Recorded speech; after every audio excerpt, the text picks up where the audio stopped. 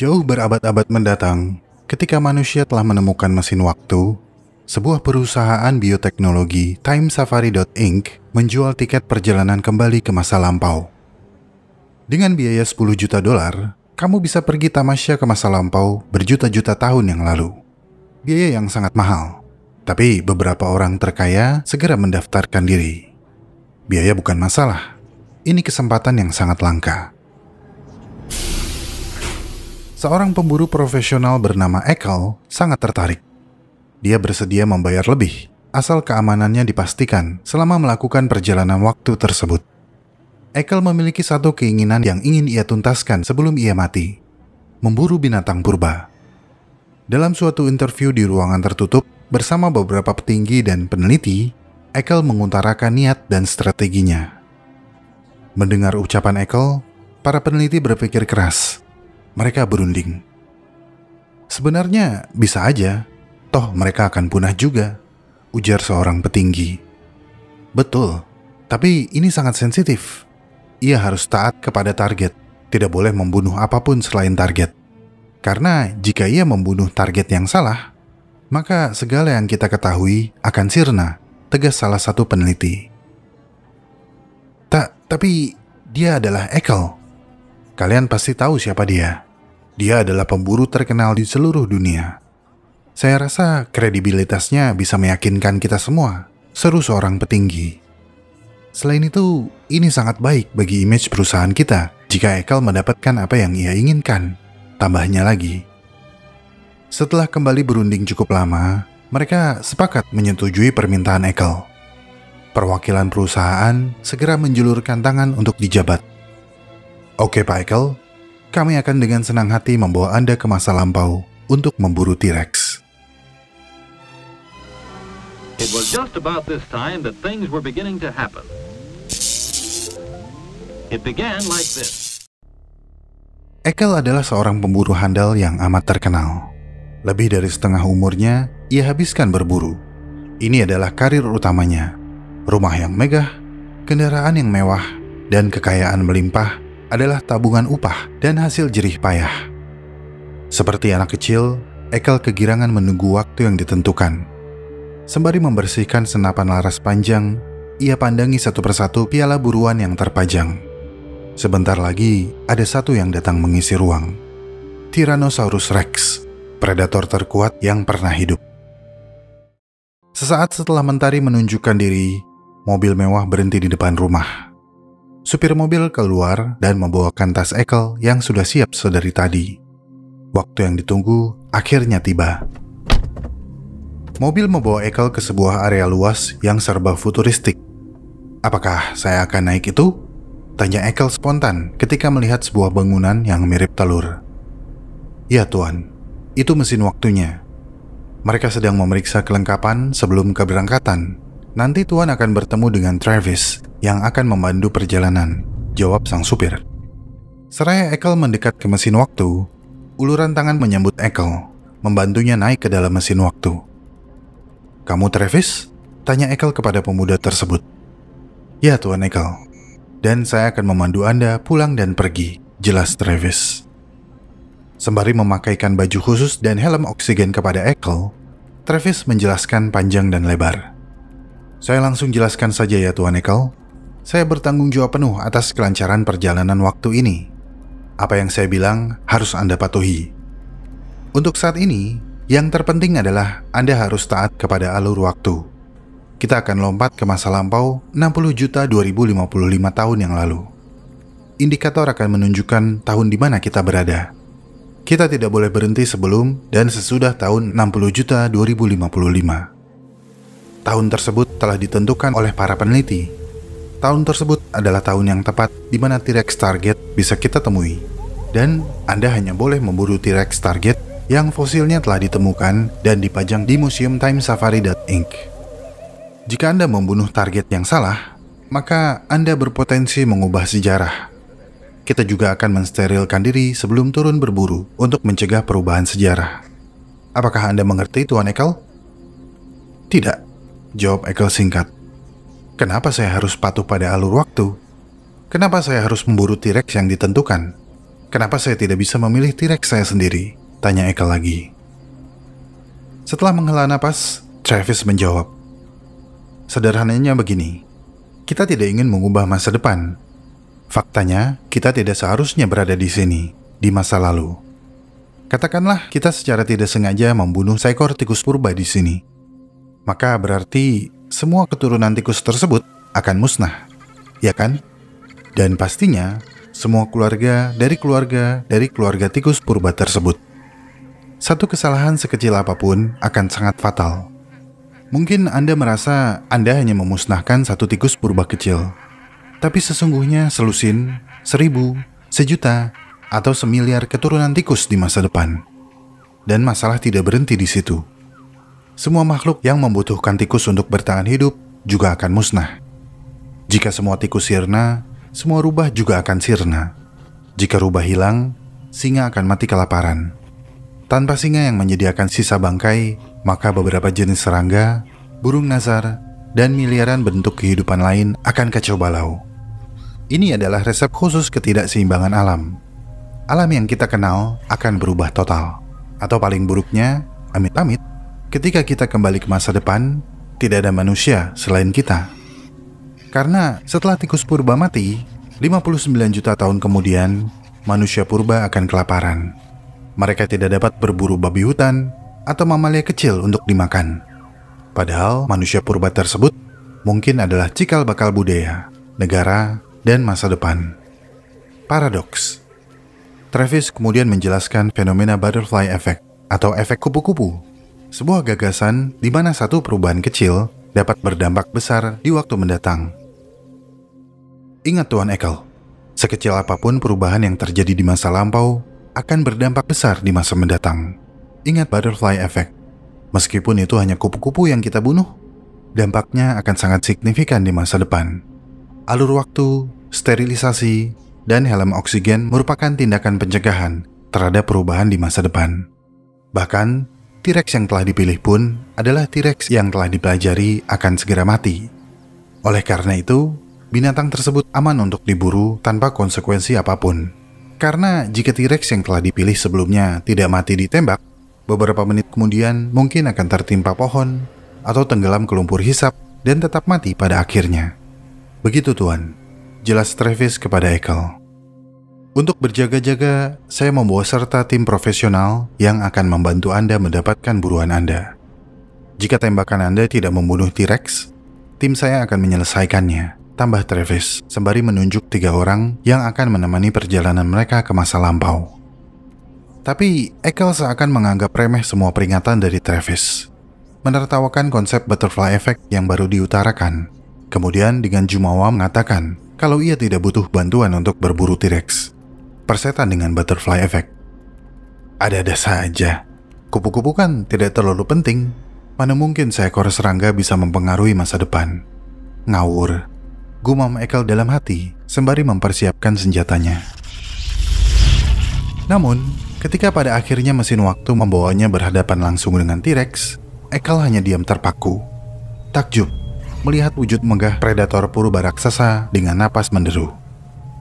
Ketika mata sang raksasa menatap Ekel yang masih terpana, ketika itu pula mulutnya menganga, menampilkan deretan gigi tajam yang luar biasa. Tuan Ekel, Tuan Ekel, angkat senjatamu.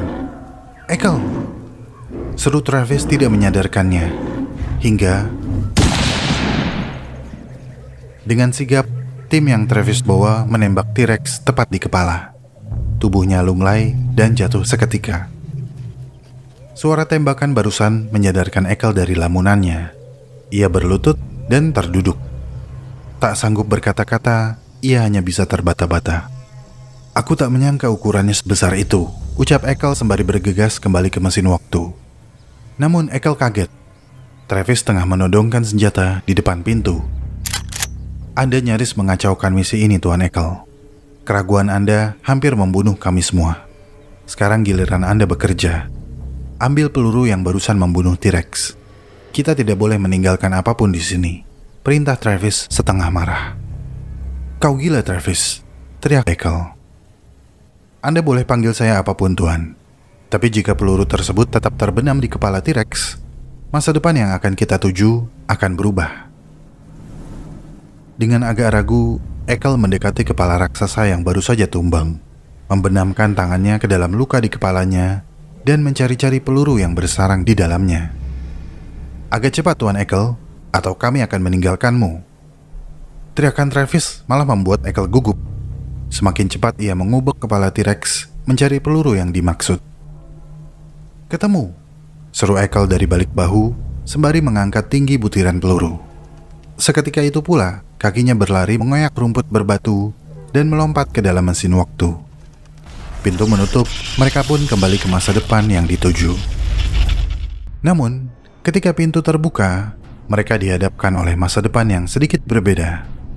Semua terlihat mirip, seperti sebelumnya. Tapi, ada perubahan pada warna, bahasa, dan busana. Perbedaan kecil namun nyata tersebut membuat jantung masing-masing awak berdegup kencang.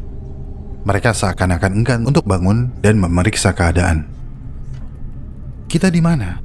Kenapa begini?" tanya Ekel kepada Travis. "Seharusnya kita berada di koordinat yang sama, dan ini juga gedung yang sama. Tapi kenapa semua terasa berbeda?" jawab Travis dengan penuh heran. "Tuan Travis, lihat!" teriak salah seorang anggota tim seraya menunjuk sepatu Ekel. Semua mata menuju ke sepatu Ekel. Ada kupu-kupu purba yang tergeletak mati di bawahnya. "Oh tidak, apa yang telah aku lakukan?" teriak Ekel histeris. Ia segera tahu perubahan yang sedang mereka hadapi adalah akibat dari kupu-kupu yang mati ini. Terdengar suara senapan di kokang. Ekel yang sedang terdiam, tertunduk memandangi sepatunya, segera menengadah ke arah suara senjata. Mata Ekel terbelalak ketika laras senapan berada di depan wajahnya. Travis tengah menodong Ekel dengan senapannya.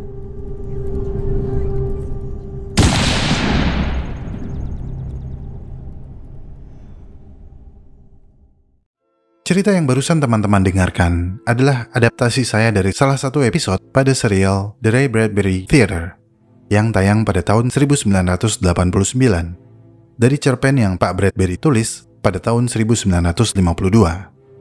Dulu, saya mengira kisah ini adalah asal-muasal dari konsep The Butterfly Effect yang populer di tahun 90-an. Tapi ternyata, konsep ini digagas oleh ahli meteorologi Edward Lorenz yang menolak model linier untuk meramalkan cuaca, dan pada saat yang bersamaan mencetuskan ide chaos theory atau teori chaos. Pak Lorenz menemukan gagasan bahwa perubahan yang sangat kecil pada kondisi awal model cuaca menghasilkan prediksi yang berbeda secara signifikan. Kita hanya tahu bagaimana awal dan akhirnya, sementara pertengahannya amburadul. Tidak bisa diprediksi. Kacau, chaos. Karena teori chaos secara praktis tidak dapat dimengerti oleh masyarakat umum, Pak Lorenz menggunakan analogi kupu-kupu untuk menjelaskan temuannya, di mana kepakan kecil dari seekor kupu-kupu berperan dalam menciptakan angin puyuh yang masif. Ada spekulasi bahwa cerita karangan Ray Bradbury yang baru saja teman-teman dengarkan mungkin menginspirasi Pak Lorenz, karena penelitian Pak Lorenz tentang chaos theory baru dimulai pada pertengahan tahun 1950-an. Hanya beberapa tahun setelah cerpen A Sound of Thunder diterbitkan. Anyway, cerita ini telah banyak diadaptasi dan menghadirkan beberapa versi. Bahkan, akhir cerita dari versi buku dan versi film pun sedikit berbeda. Tapi poin pentingnya tetap sama. Ini adalah kiasan umum dalam literatur dan media yang menceritakan tentang time travel atau perjalanan waktu. Tindakan apapun yang dilakukan selama perjalanan ke masa lalu akan segera berdampak pada masa depan dan biasanya berdampak negatif. Begitupun dengan alam. Sebelum kemunculan manusia, ekosistem berubah dan berevolusi sebagai adaptasi terhadap proses alam lainnya. Selama jutaan tahun, lempeng tektonik mengubah lokasi dan sebaran benua, lautan, dan pegunungan, mengubah ekosistem yang ada di lingkungan tertentu. Atmosfer telah berubah secara drastis sejak bumi terbentuk, dan spesies-spesies baru bermunculan silih berganti selama bertahun-tahun. Namun, setelah kehadiran manusia, perubahan lebih besar dan drastis terhadap jaringan alam yang saling terkait ini mulai terjadi. Saat ini, Kita hidup dalam periode waktu yang dikenal sebagai Anthropocene atau Anthropocene, masa geologis di mana aktivitas manusia memberikan pengaruh dominan terhadap lingkungan. Dalam rentang waktu kita yang relatif singkat di bumi, umat manusia, terutama dalam beberapa tahun terakhir, belum memberikan kontribusi yang baik terhadap alam. Peningkatan polusi udara, hujan asam, polusi air, polusi cahaya, polusi suara, penggundulan hutan, hingga penipisan lapisan ozon yang berdampak pada penurunan keanekaragaman hayati hingga kepunahan. Manusia mempengaruhi segala yang mereka sentuh di alam. Manusia hanya meminta tanpa memberi. Manusia memprioritaskan diri mereka sendiri, mempersulit organisme lain dalam ekosistem yang sama untuk berkembang. Modernitas yang kita bangun memang sudah maju secara sosial, namun harus diakui, dampaknya cukup merugikan lingkungan. Manusia menempatkan diri mereka sebagai peran utama di dunia ini, padahal mereka adalah salah satu bagian ekosistem yang paling rapuh. Manusia telah menciptakan sebuah paradoks di alam dalam segala tindakannya. Manusia dapat merusak ekosistem, namun pada saat yang bersamaan, manusia juga memiliki kapasitas yang paling besar untuk menyelamatkan ekosistem yang mereka rusak. Bapak Ray Bradbury tidak berlebihan ketika ia mengatakan, kalau kita membunuh seekor tikus di masa lalu, maka dapat menyebabkan sejumlah konsekuensi negatif yang tidak dapat diprediksi di masa depan. Satu tindakan kecil tidak hanya berdampak luas, tapi juga bertahan lama.